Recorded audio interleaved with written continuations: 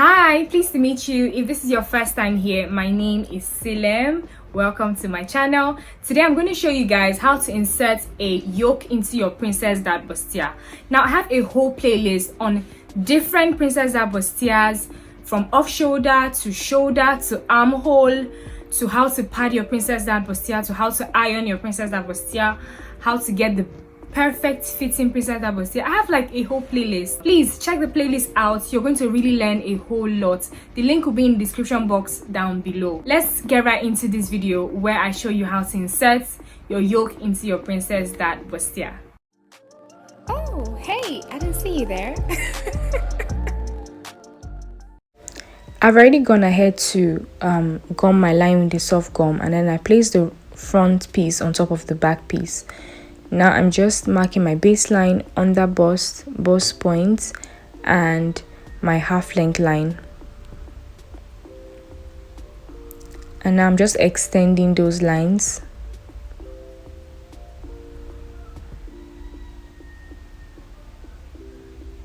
Now I'm marking 4.5 inches, which is my nipple to nipple measurements divided by 2 plus half an inch. So my nipple to nipple measurement is 8 inches plus 1, that's 9 inches, and then divided by 2 is 4.5 inches.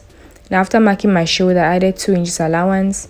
Now I'm joining both allowances to that bust point.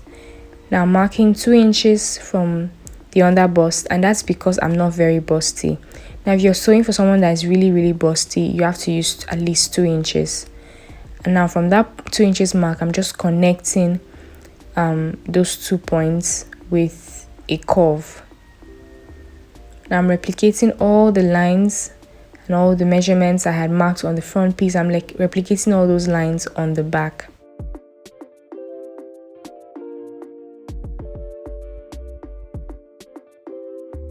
Now I'm going to go ahead and cut along those lines on the front piece.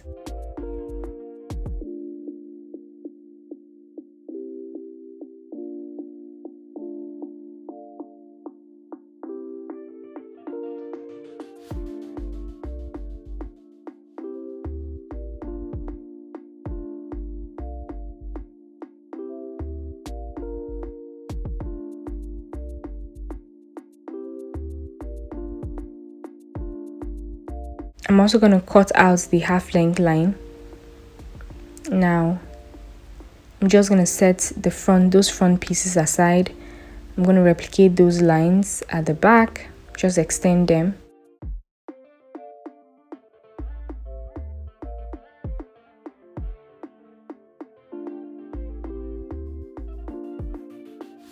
Now, unlike the front that 2-inch mark I had marked stopped at the bust point, for the back that 2-inch mark rather stops at the bust point, and then each allowance of the shoulder goes to each part of the 2-inch line.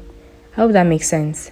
So one allowance goes to the 2-inch mark I had marked, while the second allowance goes to that nipple to nipple line. Just try to understand what I'm saying by just watching what I'm doing. Now I'm placing the 2 pieces of the front right sides facing, and then I'm just sewing them together. This is actually the back piece, my bad. This is the back piece. Now these are the front pieces. I'm just placing them right sides facing, and then I'm sewing them from the bottom all the way to the top.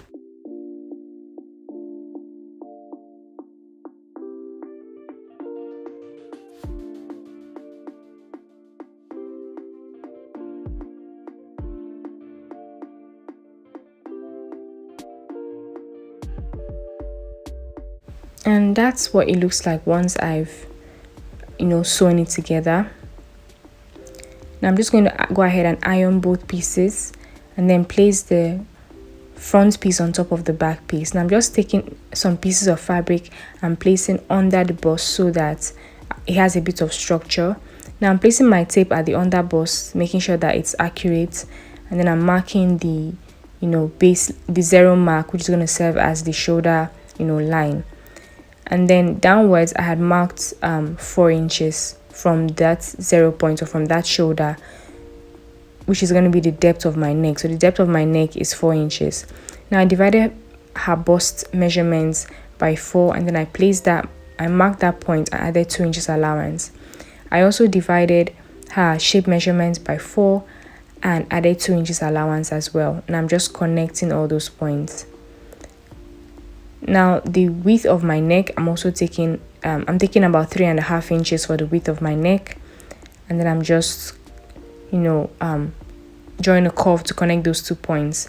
Now I just marked the armhole, which is 8 inches from the shoulder downwards, 8 inches, and then I also marked the shoulder measurement divided by 2, which is 7.5 inches. Now for my yoke, I want it to be as deep as 8 inches. So from the shoulder, I just marked 8 inches downwards, and I'm just drawing a curve from that point to connect to the armhole curve. Now for the back piece, the depth of my back neck is 2 inches, but the width of the back neck is the same. That's for the main neckline and not the yoke neckline. Now I'm just cutting along those lines. So basically you have a neckline for the main part of your top, and then you also have a neckline for your yoke. So what I just cut now was the neckline for your yoke, and now I'm cutting the neckline for the actual dress.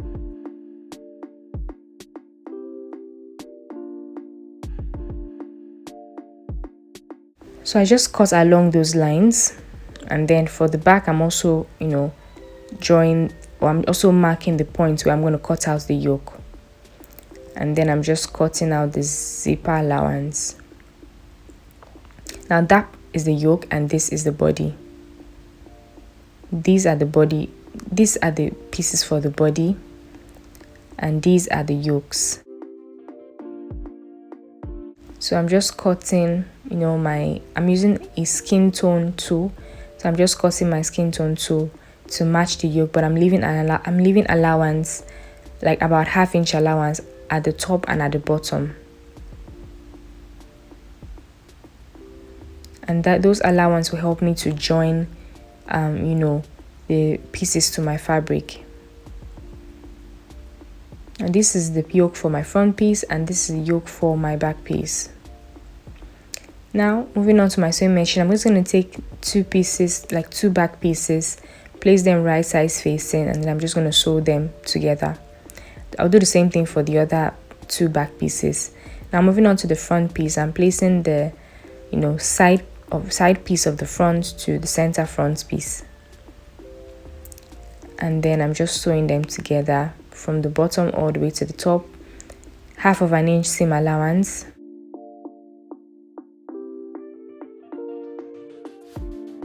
Now once I pass the curved part, I'm just going to increase my allowance just a bit to about 1 inch, just so that it has a better fitting on the client.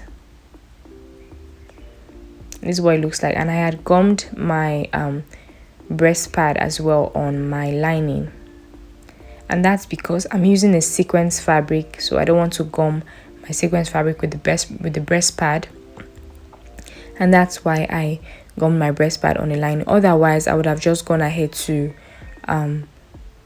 gum my breast pad on the fabric. Now for the right side of this princess bustier, it's a bit more difficult to sew from the bottom all the way to the top, so I usually sew and stop at the under bust, tack that point, use my fingers to align the fabric, and then start from the top and sew downwards.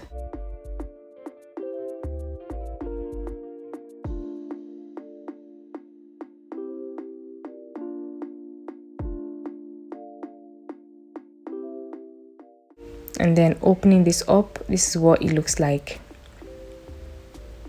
Now I did the same thing for my fabric as well. Now I'm just placing the back piece, one back piece of my front of my I'm just placing one back piece of my fabric, and then I placed the yoke right sides facing on the fabric, and then I'm just sewing them together. And then opening this up, this is what it looks like. I'm going to fold it back again, place my lining on top of it, and then I'm just going to sew it down. So you can see the placement. This is just the way to put your yoke. You have to place it the right way and try not to get confused. The yoke was placed right sides facing, and just the way the lining was placed as well. Now making sure that the allowance is facing the lining, I'm just going to go ahead and top stitch.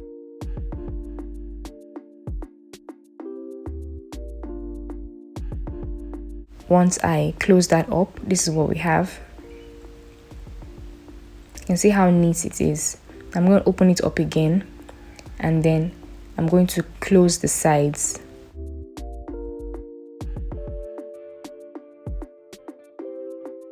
And I'll do the same thing for the other side as well.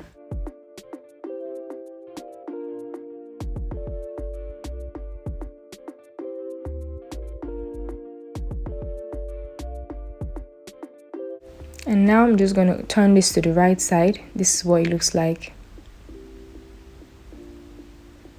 And I'll do the same thing for the other back piece. Moving on to my front piece, I'm just going to place the yoke on the lining. I'm going to start from the center.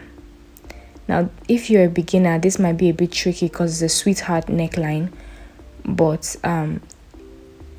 you can actually just try to do it. So I went from the center, and then I just went all the way. I sewed it all the way to one side, to the end of the other side, or to one end. So from the center to one end, and then I turned it to the wrong side, or to the opposite side, the flip side, and then I sewed from the center again all the way to the end of, all the way to the other end rather. Now if this was a straight neckline, it wasn't a sweetheart neckline, it's so much easier to sew. So just really practice, and you'll be very good at it in no time. Now making sure that the yoke is folded again, I'm just placing the fabric on top, and then I'm just sewing it the same way I had sewn the yoke to the lining. So I'm just joining them together. Now as you can see, I gummed my fabric, because the sequence fabric, I gummed the sequence fabric with a cloth gum or a hairstay, just so that it gives it a bit of structure. But I didn't gum the breast pad on the fabric, which is the sequence fabric. So just in case you're using a sequence fabric, this is how you would pad your princess that bustier. So from the center again, I'm just going to sew all the way to the other side. So I try to go from the center to one end and center to the other end, just so that everything is even and nice. From one end to the other, you might just make a mistake, and it might not be it might not just fit right. Now I'm just opening that up, making sure that the allowance is facing the lining, and then I'm just going ahead to top stitch.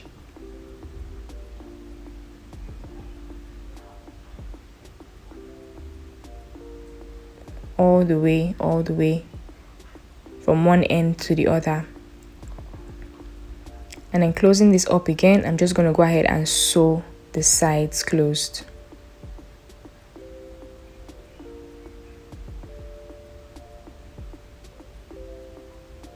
However, if you're using like an Ankara fabric, or a fabric that has a bit of structure to it, like Ankara or even lace, you can go ahead and pad the fabric itself.